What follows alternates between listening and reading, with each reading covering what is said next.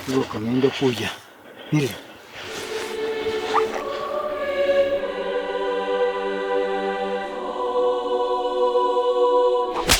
Es importante que nosotros reconozcamos que los animales también hacen la historia, porque nosotros como seres humanos y como sociedad no estamos separados de los entornos en los que vivimos. Podemos decir con toda certeza que la población de oso sí ha aumentado. Nuestra educación era de textos y de fotos. Cuando lo tenemos al frente, la sensación es totalmente diferente. Hay que venir y verlo. No es suficiente con una fotografía. Digamos que para ver osos hay que ir a Chingaza. Y durante mucho tiempo hemos pensado que la historia es social, que la historia es humana, y entonces que las tormentas y los ríos y los árboles solamente están ahí como de manera marginal. Pero cuando nosotros pensamos que hacen historia, y no su propia historia, sino nuestra historia, cambia nuestra manera de entender nuestro lugar en el mundo. No hay que estar tan obsesionado con él, claro. Hay que ignorarlo. Como cuando uno está atrás de una persona. ¡Jue madre! Oiga, ¿no será que podemos ir hasta Girardot en un ratico? Vamos a Girardot. Es que antes no se había ido antes, porque esto del viento ya me duele los oídos. Hijo de puta.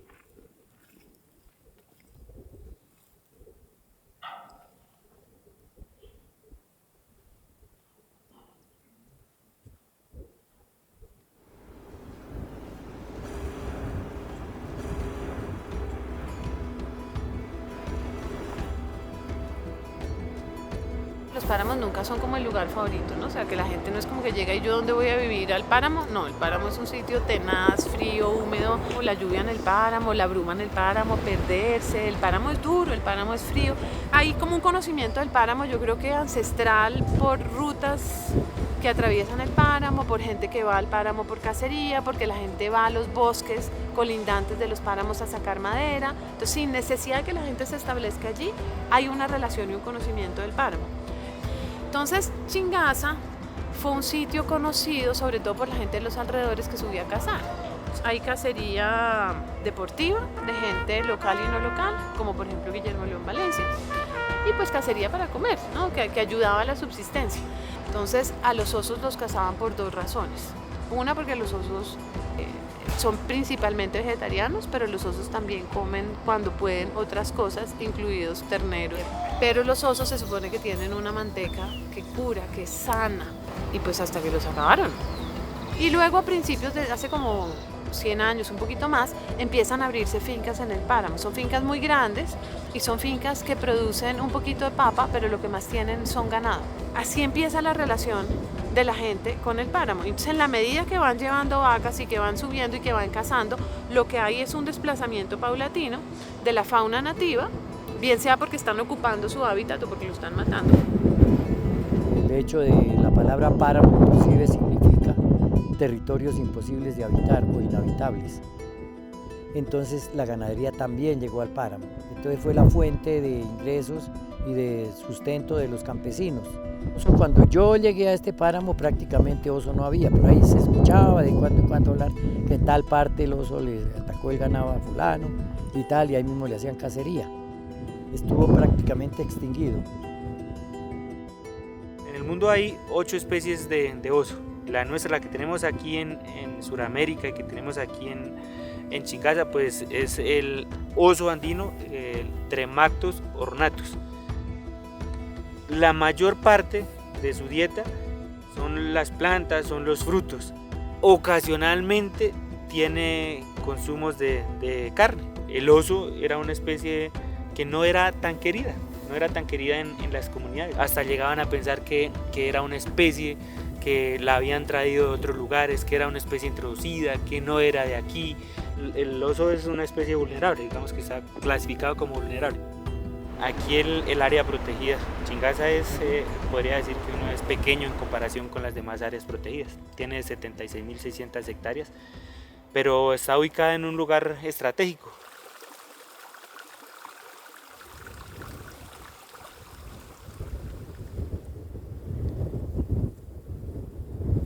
La historia de Chingaza está atada desde el principio al agua. y al agua para suplir las necesidades de la ciudad más grande de Colombia, que es Bogotá.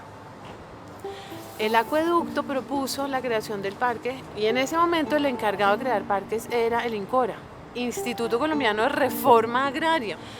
Y el INCORA, que ya había creado parques, entonces ya conocía la figura y ya conocía cómo era el asunto, crea Sumapaz y Chingaza con el tema del agua. En ese mismo año crean el INDERENA, que es el Instituto de Recursos Naturales Renovables. El INDERENA inicialmente es un instituto de desarrollo de recursos naturales, es decir, de usar los recursos naturales para el desarrollo nacional. Pero muy pronto se vuelve un instituto con un corazón ambiental muy fuerte, es decir, con la idea de manejo, no solamente para el desarrollo, sino para la conservación. Entonces, los del INDERENA, que llevaban ya mucho tiempo trabajando, llegan con un mapa, con un montón de parques, y los de Planeación les dicen, oye, tampoco, ¿no? Esto es como un poquito demasiado, tienen que priorizar. Los de Planeación son economistas, que están pensando en problemas sociales y económicos, no en ranitas. Y les dicen prioricen en función del agua, porque el agua es un problema. Piensen ustedes los 70s, las ciudades están creciendo a unos ritmos absurdos. Se necesita más electricidad, más agua, más alcantarillado, más recolección de basuras. Entonces los economistas tienen eso claro y dicen, para eso sirven los parques. Entonces, y en el 77 crean como 20 o 21 parques de un solo tanganazo, y como el tema es agua, pues como no iban a volver a crear Chingaza y Sumapaz. Entonces a principios de los 80 empieza realmente la construcción del parque, y con más fuerza cuando se retiran en el 85, cuando se retiran los de las obras. Las dos obras grandes son el embalse y un tubo gigantesco que trae el agua hasta la calera, pues no a la calera del pueblo, pero San Rafael sí, y dejan pues todos los escombros, pero dejan también casas donde la gente puede vivir y cosas de esas que ayudan en últimas en la construcción del parque. Chingaza se crea para garantizar que se conserve el agua para Bogotá y sus zonas aledañas. ¿Qué quiere decir eso? Que para conservar el agua hay que conservar el ecosistema, el ambiente que permite que se almacene el agua allá arriba. Nadie está diciendo, ay, creemos un parque aquí porque hay osos y se van a acabar los osos, creemos un parque aquí porque una vez hubo cóndores. La razón es el agua, y de alguna manera el agua sirve para agrupar todo el resto de la naturaleza del páramo. Que este no es África, donde los parques se crearon para, ¿no?, los rinocerontes y las jirafas, que este no es un continente como Europa, donde acabaron con la fauna hace 500 años, y que pues es un lugar donde hay relativamente poca plata. Es más, cuando se creó el Parque Chingaza, yo vivía aquí en el páramo, y le cuento a la gente, yo me acosté siendo legal y al otro día era ilegal, porque ya las normas se estaban aplicando en la zona y las actividades que nosotros tradicionalmente veníamos desarrollando ya no eran permitidas. Pero inicialmente la cuestión fue traumática. Yo denominé esa temporada la época del terror en Chingaza. Mi familia es sobreviviente a ese desplazamiento. La mayor parte, digamos que el 90%, fueron expulsados. La gente local odia con toda la razón a la gente del parque, los tratan muy mal, y además porque llegan como Dios a decir, ustedes se tienen que ir, tienen que sacar su ganado, ¿y ustedes quiénes son? Nosotros llevamos aquí décadas, somos los auténticos verdaderos dueños, ¿y ustedes quiénes son? Entonces la relación en parques con la gente es pésima. Luego empieza a mejorar en la década de los 90, que empieza a tener unos modales distintos, a hablar con la gente. El parque, digamos que por un lado trata de hacer dos cosas, trata de sacar el ganado de manera bastante exitosa y acabar con los incendios, porque la gente quemaba el páramo en época de verano para que rebrotaran los pastos y se lo pudiera comer el ganado. Y por el otro lado el acueducto empieza a comprar las propiedades. Para eso el parque se ha venido preparando desde hace muchos años y ha generado un trabajo articulado. Y un ejemplo son los acuerdos de conservación. En los acuerdos de conservación se trabaja mucho desde las necesidades locales, desde la construcción colectiva con la comunidad. Todo parte de ahí. ¿Qué hacemos nosotros? Fortalecer, no desde nuestro parecer ni desde nuestro gusto, sino desde las mismas necesidades que hay en las comunidades, que son los que saben verdaderamente. Entonces se empiezan a tecnificar y a fortalecer los sistemas productivos de los que ellos viven a diario. Hoy en día nosotros tenemos un proyecto de ecoturismo y se llama Ecopalacio. Entonces nuestra actividad principalmente es senderismo y hacer guianzas a los turistas que nos visitan. Sí, hoy en día puedo decir que la relación entre parques, la empresa de acueducto y nosotros es muy buena. Después de que vivíamos de pelea, ahora nos reconciliamos.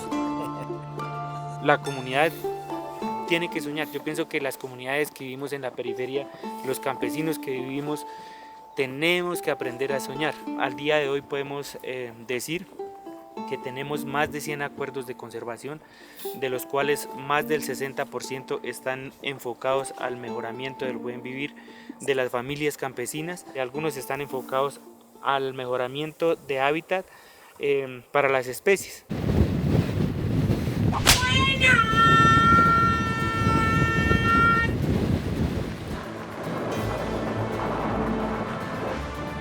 A mediados del 70, 80, el tema de encontrarse uno con el oso era prácticamente un milagro. Ahorita afortunadamente podemos decir con toda certeza que la población de oso sí ha aumentado.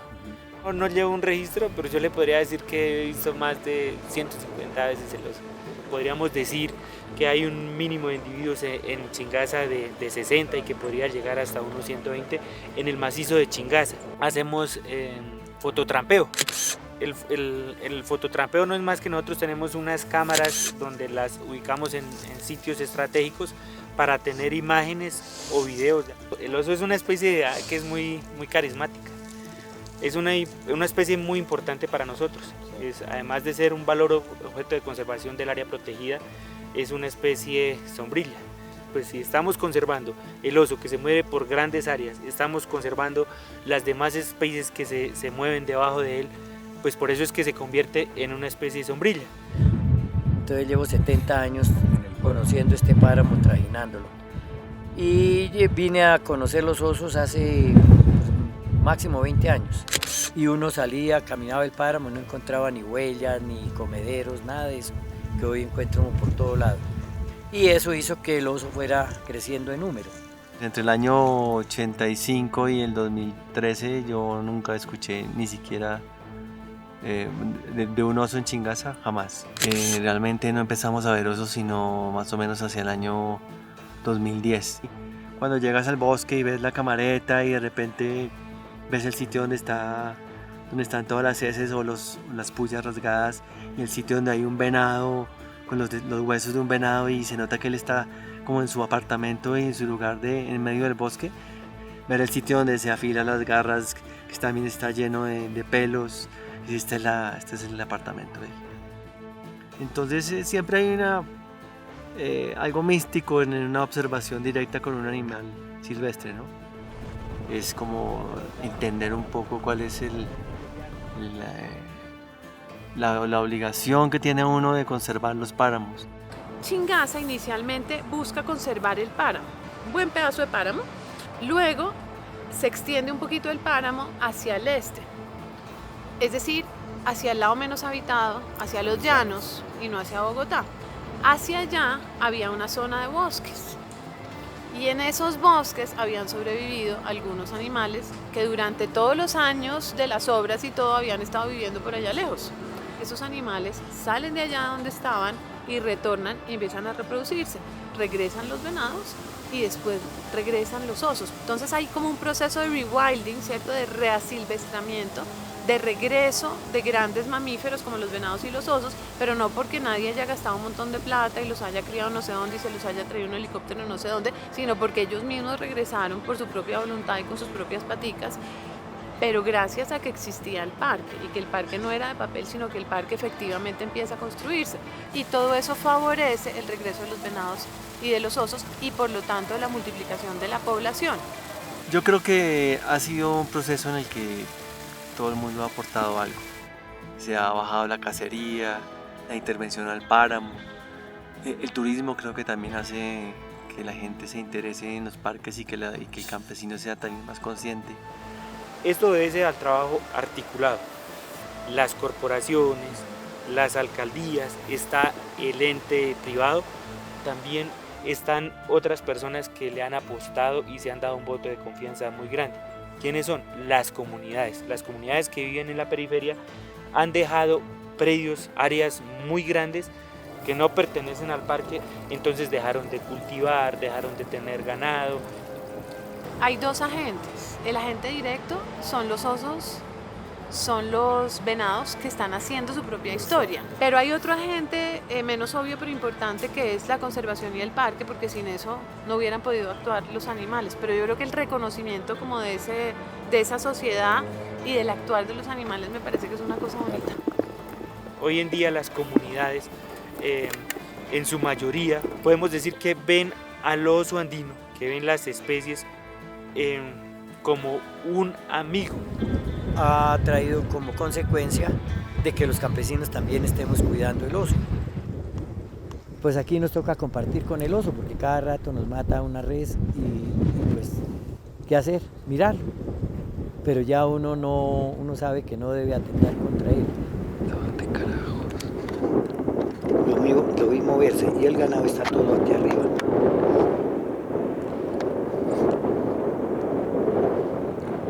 Lo veo muy seguido y muchas veces, mucho más de...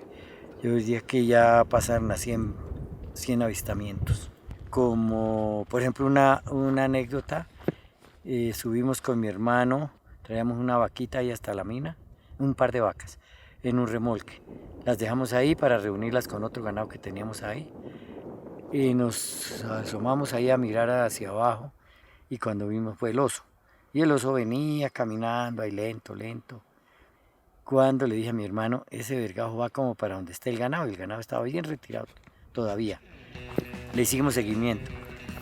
Siguió avanzando, de pronto paraba, levantaba la cabeza, olfateaba y seguía. Se orientaba donde estaba el ganado. Y preciso, allá llegó. Se nos perdió ahí en un matorral. Allí en el borde del monte. Cuando sentimos la berrería de un becerro. Ahí mismo gritamos, el oso, al tiempo dijimos, el oso. Cuando finaliza la época seca, es donde más frecuentes se presentan los ataques directos, donde el oso ataca al ganado. No se desconoce que pueden haber 5 o 6 ataques en el término de 15 días. Pegamos carrera, claro, ahí lo tenía apañado. Él se fue yendo sigilosamente y al que le dio papaya lo agarró. Estuvo comiendo puya. Miren.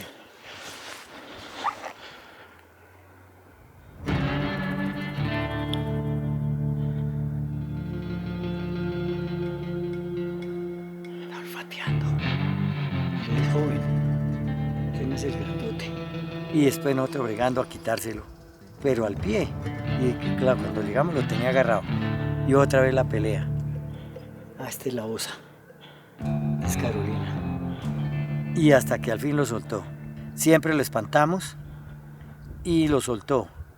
Y luego uno bregando a sacar el ternero hacia el carro porque estaba herido. Y el otro cuidando del oso que no nos atacara porque él merodeaba en redondo. Entonces ahí, por ejemplo, ya es una evidencia que no es casualidad de que el oso encontró carroña o tal. Ellos buscan y cazan.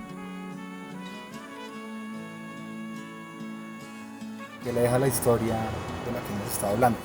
Pues yo creo que lo que muestra es que la conservación puede ser exitosa, que con ciertos animales sí podemos coexistir, que nosotros podemos vivir y dejarle un espaciecito a los venados y a los osos también. Pero la historia completa muestra que aunque la mayoría de la gente involucrada ganan los osos, ganan los venados, gana el páramo, yo diría en general, pero hay una gente que pierde. Y esas historias pueden ser historias donde esa gente que pierde menos o de pronto no pierde. Pues la creación del área protegida tiene 2 puntos de vista. El positivo, lo ambiental, va a beneficiar a la humanidad, pero también trae un impacto negativo que es lo social. Hay que sacrificar un núcleo de gente que generalmente es al campesino. A futuro y no muy lejano, que ya se está presentando, va a ocurrir un nuevo conflicto, ya no dentro del área protegida, sino en la zona de amortiguación.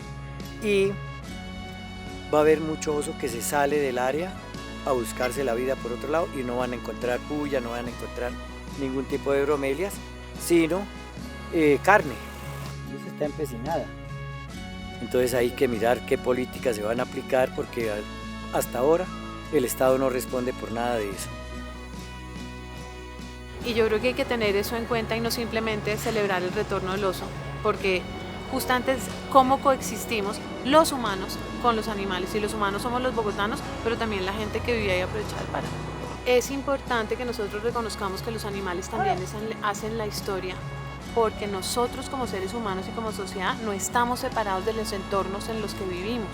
Y durante mucho tiempo hemos pensado que la historia es social, que la historia es humana, y entonces que las tormentas y los ríos y los árboles solamente están ahí como de manera marginal. Pero cuando nosotros pensamos que hacen historia, y no su propia historia, sino nuestra historia, cambia nuestra manera de entender nuestro lugar en el mundo. Entonces yo creo que pensar así es importante para entender la crisis en la que estamos y cómo navegamos, ¿no?, por esta tormenta.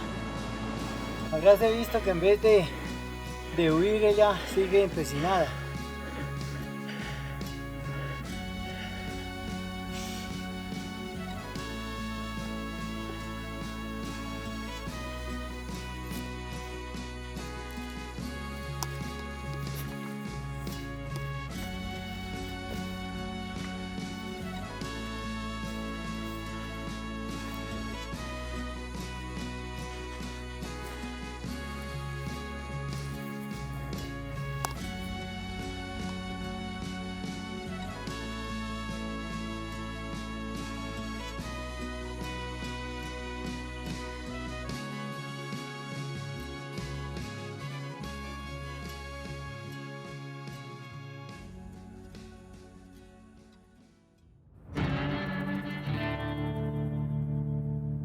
Tal vez si yo fuera un oso, entonces ¿cómo soñaría el oso? A ver, si entonces soy como el rey acá de Chingaza, pensaría en poderme mover muy tranquilamente por todos los lados, por la periferia, y ir a conocer otros parques. Entonces aquí podríamos decir que Chingaza podría ser como lo veamos casi como una isla. Entonces el oso sueña con moverse y que haya conectividad y que se salga para Sumapaz. Y eso es un sueño que, digamos que esos sueños son compartidos.